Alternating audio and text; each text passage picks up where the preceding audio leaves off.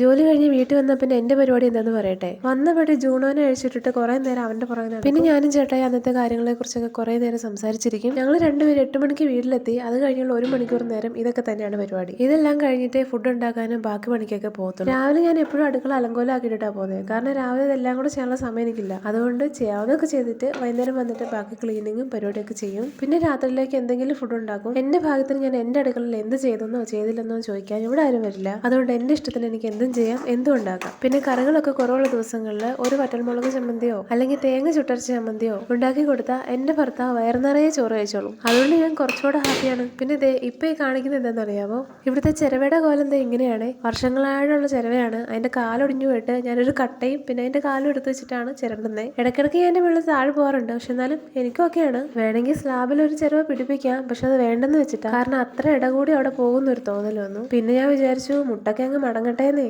എപ്പോഴെങ്കിലും എനിക്ക് പറഞ്ഞാൽ വാങ്ങാൻ തോന്നിയാൽ വാങ്ങിക്കാം. പിന്നെ ഈ ചമ്മന്തിയുടെ റെസിപ്പി ഇപ്പൊ തന്നെ അങ്ങ് പറഞ്ഞേക്കാം. പണ്ട് നമ്മൾ തേങ്ങ ചുട്ടരച്ച ചമ്മന്തി അരയ്ക്കൂലേ, അതിന്റെ ആധുനിക വേർഷനാണിത്. ഇതുണ്ടാക്കാൻ എന്നെ ചേട്ടായി പഠിപ്പിച്ചാട്ടോ.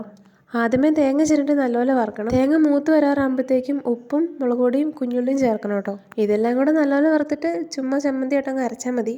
സംഭവം കഴിഞ്ഞു.